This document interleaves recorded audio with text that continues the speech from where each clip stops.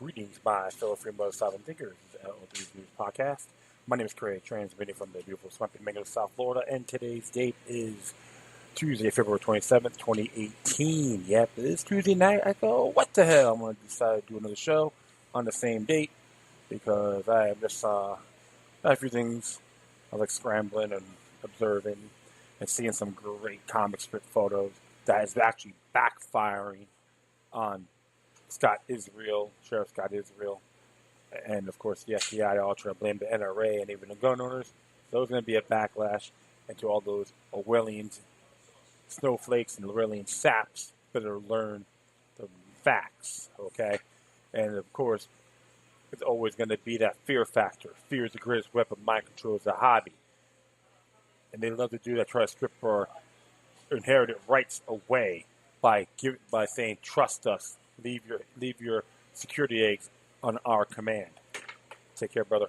So, and it's always been a mistake. If you even study history, it always dooms the people in the long run. Well, it's been talk about, I've been hearing on Facebook about, looks like the Broward County Commissioners may want to do an agenda on trying to regulate firearms and ammunition. Oh, they're going to teach people how to do business, right? All right, well, this is actually from MSN.com. Miami Herald, to be exact. It says here, Broward wants to see how it can regulate firearms and ammunition after Parkland shooting. The Broward County Commission on Tuesday wants to explore whether it can regulate firearms and ammunition on the county level after a mass shooting at Marjorie Stoneman Douglas High School in Parkland and killed 17 people, including 14 and 3 faculty members. Broward Vice Mayor Mac Dogan sponsored the agenda item, which called for the county attorney to analyze the limitations on government regulation of firearms and ammunition for areas that possible action by the board, according to the agenda of the Tuesday commission meeting. But enacting gun laws at a local level may not be possible. So they want to do on ammunition, instead of having the store owners and the clerks be responsible for that to make the decision. The government wants to, of Broward County, wants to tell you how you can sell ammunition. Hey, more tyranny 101 to be exact. But I'm going to pursue this. In the 1980s, the state of Florida banned cities and counties from imposing their own gun control rules. In 2011, the Republican-led legislature upped the ante, passing a law that says mayors and council and commission members who try to enforce stricter firearm regulations in the states will be fined $5,000. The same law allows the governor to remove any elected official for violating his local ban. Governor Rick Scott signed the bill into law. Late Monday, Weston City Commission in a special meeting voted to authorize the city attorney to file suit seeking a court judgment that would nullify the provisions in the state law that punish elected officials if they try to enact their own local gun laws. NBC6 reported the firearms measure is one of the several items related to the Parkland shooting that will be discussed at the regular 10 a.m. Broward County Commission meeting. Also be discussed creating a task force to review how the shooting was handled by all levels of county government, including the Broward Sheriff's Office and other county entities. The holistic report will bring together all agencies to determine how information could better be shared and where we need to improve coordination among different governmental entities and agencies. County staff wrote in the description of the agenda item, Broward County is responsible for a proper emergency response. However, technically, they're not obligated to protect us under Florida Statute 768.28 entitled Sovereign Immunity and Tort Liability. I put that on there so many times because, folks, re-examine it. Don't be shy. I'm not making this up. Commissioners first discussed creating a comprehensive task force at their February 22nd workshop. This item is intended to continue our conversation from the February 22nd workshop and direct the next steps for action. According to the backup information, it will provide sense of what the board wants to see from this task force and report and provide proper direction to the county administration as the next step. There already have been several calls for a review on how the Broward Sheriff's Office handled the shooting after Sheriff Scott Israel announced that the school resource officer failed to go into the building and confront the shooter. So technically, Mr. Pearson's only a fall guy, right? On Thursday, Israel said Deputy Scott Pearson resigned after he had been suspended without pay. The same day, Israel also outlined a series of previous interactions with the accused shooter Nicholas Cruz, including at least that two warned that Cruz could be a potential school shooter. Governor Scott on Sunday called for the Florida Department of Law Enforcement to review BOS's response. The Florida House will also consider conducting a formal review. So, the whole thing is this. They're going to do it to protect the children. Government, please take care of me. Sweep underdog, save me. You're not capable of getting abundance of a certain product. That's not supply and demand. That's not open free market of capitalism. It's called neo-mercantilism. Look it up. I posted that stuff in the past. When the government's trying to tell you how much you can sell. And to be very frank, he's trying to tell that all the firearms shop clerks, owners are too damn dumb to make that decision. Well, I'll be very frank. I want this shot down. Because one thing for sure, it affects their right to run a business and can jeopardize the state militia under Article 10, Section 2 of the Florida Constitution, which is separate from the National Guard. Okay? Article 10, Section 2 of the Florida Constitution. Look at it, search engine it, and read it for yourselves. To the commissioners in Broward County, and to the other municipalities that believe this is a good idea, you're shooting yourselves in the foot. You're not going to achieve anything. All you're doing is hurting the business. What is their goal? Hurt them so bad they get shut down? You want people in your county to be dumb, stagnant, happy, and go, I need someone to clean my rear ends? I'm not capable of defending myself and my family? That's what you're trying to say in the long view? I'm sorry. It has happened in the past. Even when Mugabe was the dictator of Zimbabwe, they had these laws. Got enforced. People there got screwed, especially the farmers, whether they're black or white. So you want me to trust you to see what's safe for my city, safe for my community. You can't even tie your own damn shoelaces. And I say that in respect. So I recommend everyone in Broward County to shoot this damn thing down. I do support like the fast response team, which they have something in Ohio, and I know Florida Carry talked about they want something like this in Florida. It's up for the teachers and all that to take that task. They don't want that. They want us to have everything on their laps. State knows best, turns to crap. Okay, when state knows best, it turns to crap. Very disappointing. And the fear factor isn't gonna be beneficial. Who will benefit from it? Corrupt governments, organized crime, and criminals. Plain and simple. So I am going to hit this next one. From Hornsberg blog, the future of Freedom Foundation.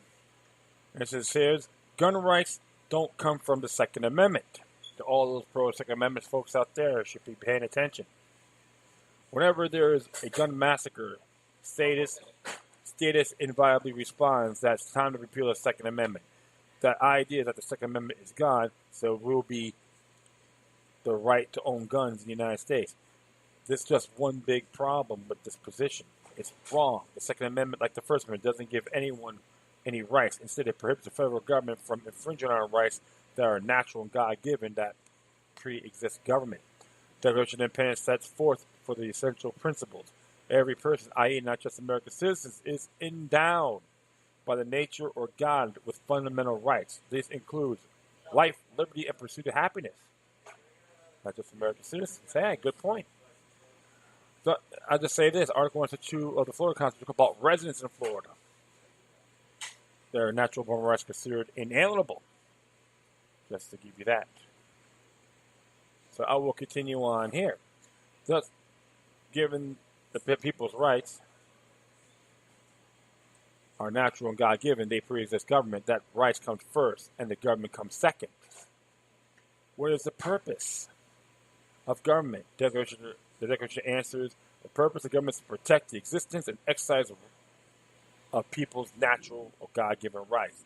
That was the reason calling the federal government into existence with the U.S. Constitution to protect people's natural God-given rights that pre-existed the federal government. A big potential problem arises: the possibility, even likelihood, that the government itself will end up infringing or even destroying people's rights.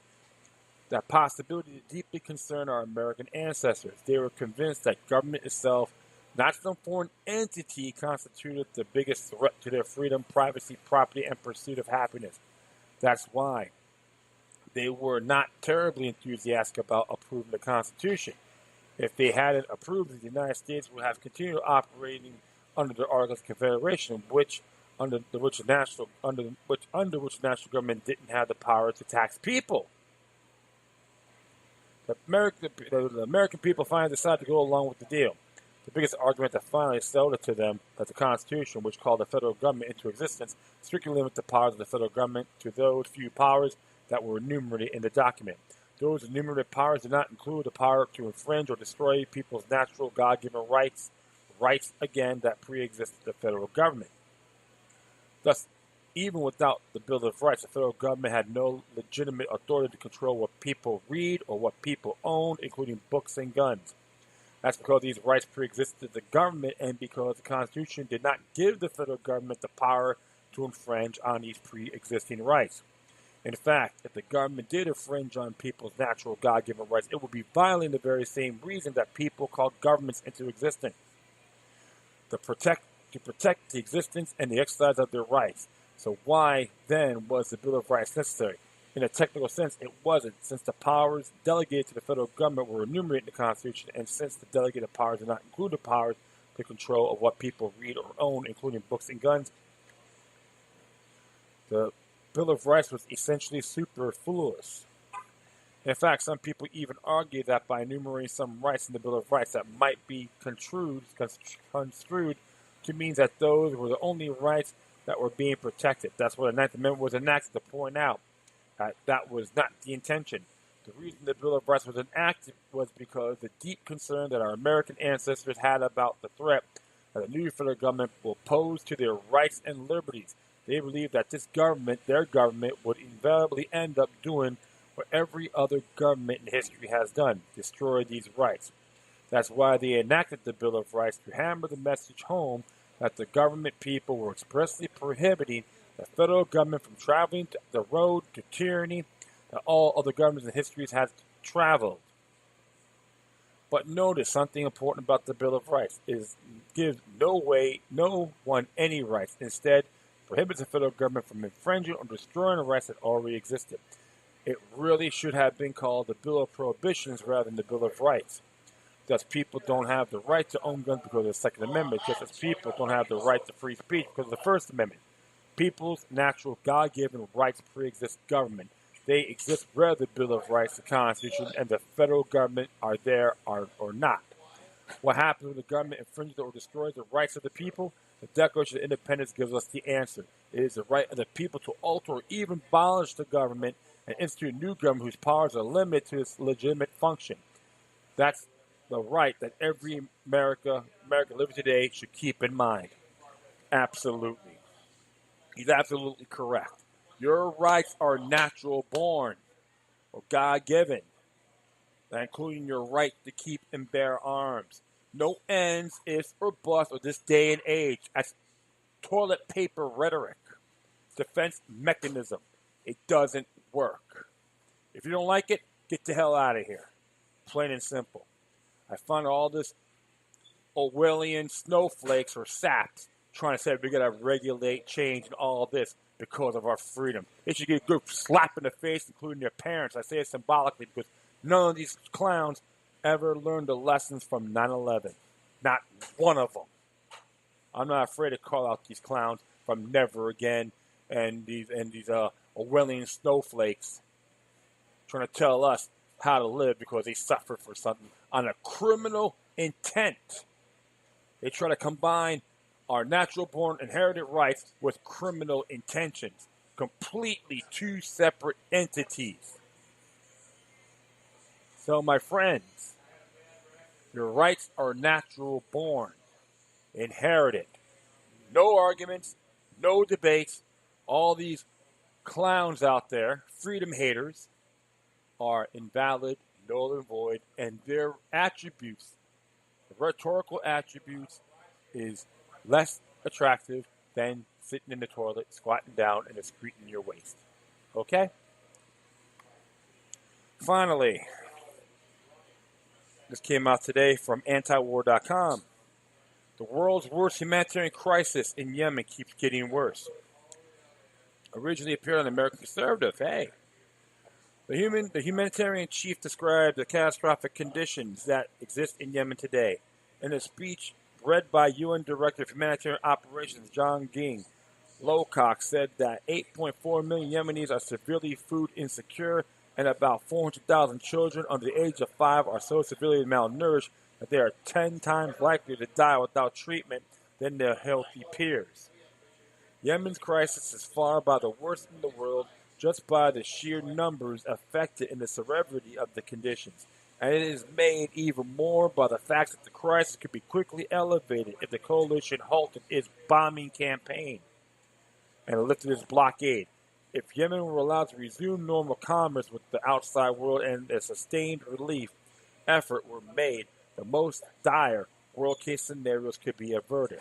That won't help the tens of thousands who have already perished from preventable causes, but could still preserve the lives of millions at risk from dying from starvation and preventable disease. Next month will be the third anniversary of the start of the Saudi-led war on Yemen. With each passing year, conditions inside Yemen have grown significantly worse. The humanitarian crisis in Yemen, not only the world's worst, but it was possibly the most widely predicted and easily prevented crisis, or at least the last 25 years. It was obvious in the spring of 2015 that escalating the conflict and blockading an import-dependent country will result in a widespread hunger and disease. But the many warnings that this would happen went unheeded. As we approach the spring of 2018, the things that opponents of the intervention warned would happen have happened, and in some ways conditions are even worse than anyone anticipated.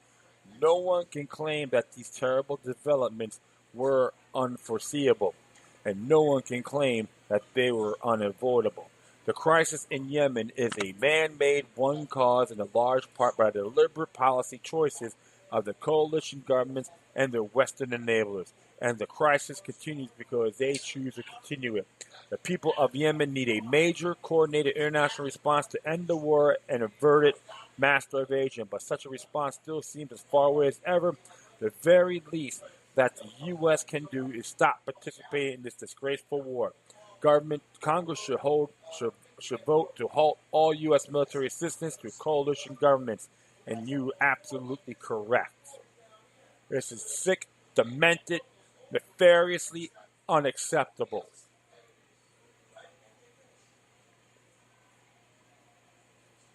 When are we going to stop aiding war criminals from other nations such as Saudi Arabia? Places being bombarded and they're suffering. Oh, well, because they attack. You know what? It's all a bunch of horse manure as far as I'm concerned.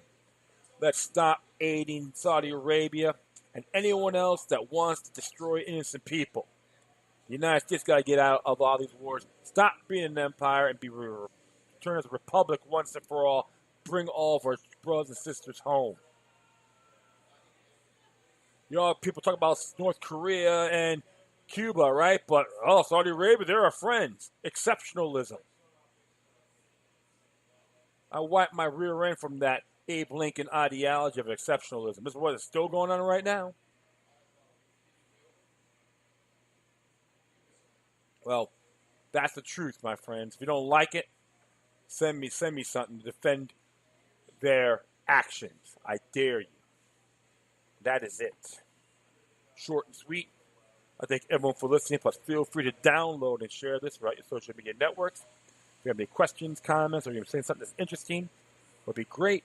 Whatever you do, please address your correspondence with decorum. You can hit me on Facebook, Twitter, Google+, Spreaker, iHeartRadio, Tumblr, YouTube, Streams Network, Minds.com, FutureNet.club, Patreon.com/LuckyLuck3 with 3 eyes, or hit me at gab.ai. In addition, you can email me at LuckyLuck3@gmail.com, or to encrypted ones, LuckyLuck03@protonmail.com. Woo, okay, that is it. I thank Stricky's Pizza for having me do my show here. Located at 207 Himmershey Street in the heart of Fort Lauderdale, Florida. Mom and Pop Pizza Place. If you want those corporate stuff, if you want those corporate prices, go somewhere else. These guys here make good food. You won't be disappointed. Especially late night. It's packed. Enjoy the gyros too on Friday on the other nights. Okay? All right, my friends. Once again, thank you for your time. But always remember that the demoniac resistance is healthy for the soul and can liberate humanity. Until next time, take care of yourselves. Keep on spreading love, and may your guardian spirits be with you.